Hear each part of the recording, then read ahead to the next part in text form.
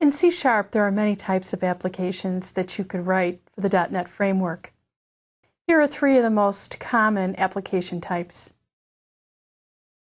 In the first column, we see a comparison of the Windows application, and to the right of that is the web application and XML web services.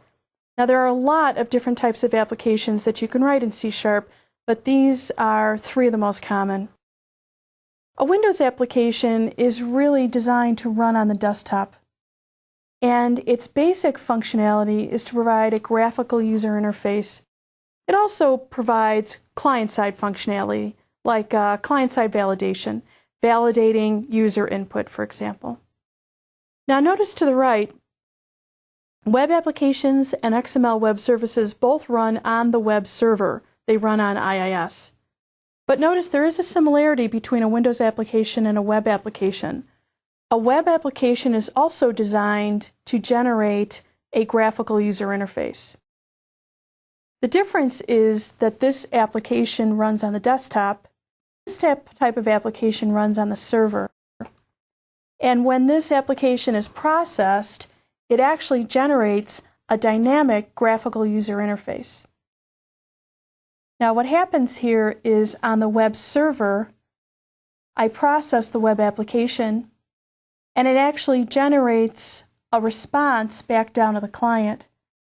In terms of a web application, a common client might be a browser.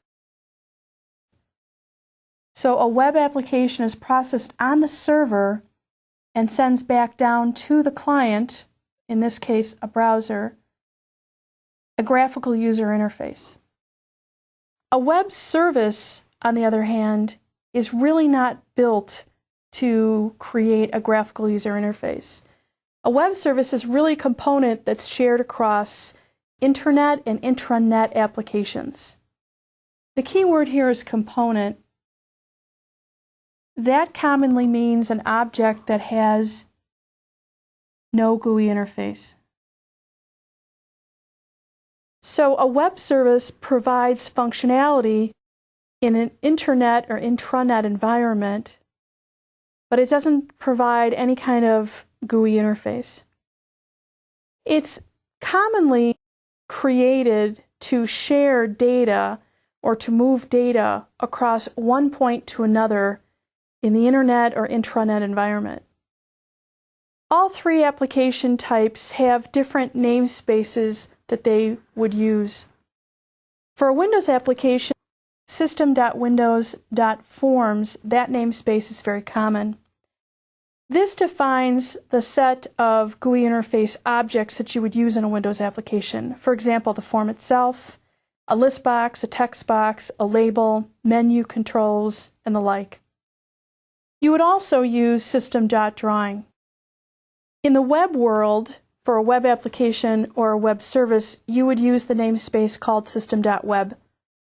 But notice in a web application, you would use a namespace called system.web.ui for user interface, where in an XML web service, you would use a namespace called system.web.services. The signature class inside these three different types of applications is a very different type of class. A form file is the signature class file for a Windows application. A form type class is really used to generate a GUI interface. Web form classes have this file extension, ASPX. Web form classes are really created to do much the same that a form does in a Windows application. It provides the GUI interface. But remember, this file type gets processed on the IIS server. The last type of signature file is a signature file that you'd find in a web service. It's called an ASMX file, and there's no GUI interface attached to this type of class file. This file is meant to create methods, because a web service is really just a way of creating remote method calls. Methods that you can call between applications on an internet or intranet environment. There are many types of applications that you can write in C#.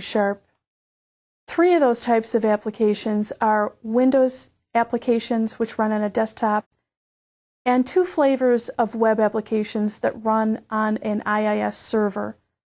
One is called the web application that generates a GUI interface for the client. The other is called an XML web service, which is basically a component that can be called in an intranet or internet environment.